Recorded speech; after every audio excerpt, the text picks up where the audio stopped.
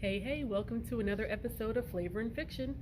For those of you tuning in for the first time, Flavor and Fiction is a segment where I read a book from my 2024 reading challenge, then I give you a short review of the book, plus I make a recipe related to the book so you get your flavor and your fiction. It's been a busy summer, so I'm a little behind in my videos and I'm filming at work, so the lighting isn't great, and if you see anybody walk behind me, just let me know so I can duck and cover. This time, the category was a book published this year, and I chose The House of Hidden Meanings by RuPaul. I said that weird. I actually got to go to his book signing, the book launch rather, in New York, and while I was there, I got to meet one of the drag queens from RuPaul's Drag Race. Her name is Plasma, and she was super nice, so that was just an added bonus. And one of the foods mentioned in the book were raisins. I'm not a big raisins fan, but I decided to choose it, try something new, and I decided to make a cinnamon raisin bread pudding. I've never made a bread pudding before, so this was the first time. I actually made the recipe a few weeks ago. Like I said, I'm behind in these videos, and I brought it to work, and I let my coworkers do the taste test, so you're gonna see them at the end of this video. But before that, let's get into this book. So RuPaul is known for being really private. He has several books, but this is his first, to me, really personal memoir. It covers his childhood, and it actually ends right as we get to know the world's RuPaul, right as his stardom was taking off. He talks a lot about his parents. His mother was a very hard woman. She loved him very much, but she was really affected by the world and all of the mistreatment that she received, mostly at the hands of his father. For example, he has a very vivid memory of his mother pouring gasoline on his father's car and then reaching for the matches and someone having to jump on her to stop her. I guess she was trying to have her wait and exhale moment. He talks about waiting for his father on the stoop just for him to never show up. He talks about dropping out of school, experimenting with drugs, meeting a host of characters after moving to New York City, including the Lady Bunny. And he talks about coming into his sexuality. And with a memoir, you can't really give too much away, but I'll just say that what stands out to me is how open and personal he was, and how he really seemed to know from early on that he was meant for more in this life, and how he always made himself the main character in his story.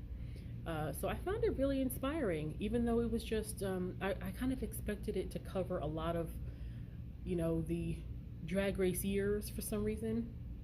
But he had a whole life before that, so I'm glad it covered what it covered, and I kind of feel like a part 2 might be in the works. I hope so. So I got the hard copy at the book launch, but I actually listened to the audiobook because he reads it himself, and I love listening to memoirs if it's in the author's own voice, so I would definitely recommend that. So now I'm going to show you a video of me making this bread pudding. The first thing you do is heat up some butter and water in a pan, and then you want to break in your raisins and bring them to a boil until the raisins plump up a little. Pardon the scraping. Then you take your challah bread and cut it up into bite-sized pieces. Then in a bowl you want to mix your eggs with your coffee creamer and some cinnamon, and just give it a good stir. Like that. And then you add in your raisin mixture with the butter, and then give that a good stir. And then you add in your challah bread pieces, and you want to mix it up so that every piece of bread gets wet, and then let it soak a lot longer than I let mine soak. I don't know what this recipe said, but you should be doing it overnight. Then you transfer it to your pan, and you're going to pour on your homemade icing. After you bake it, it's going to come out looking like this. Then you do the icing. It'll look like that. And as you can see, you can see that it looks a little, maybe I put the icing on a little too early. It's a little wet, but it still looks pretty. Okay, here we go. Nope, just take a bite and give us your honest opinion. I've never had bread French very toast. wet. Yeah. Very, very wet.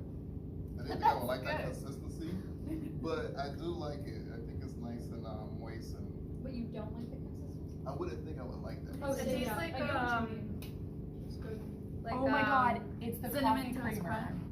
crunch. That's so good. Yeah, you're supposed to use cinnamon vanilla coffee creamer, but I couldn't find that, so I used French vanilla and I added cinnamon. So. It tastes like cinnamon toast crunch in Yes. muffin form.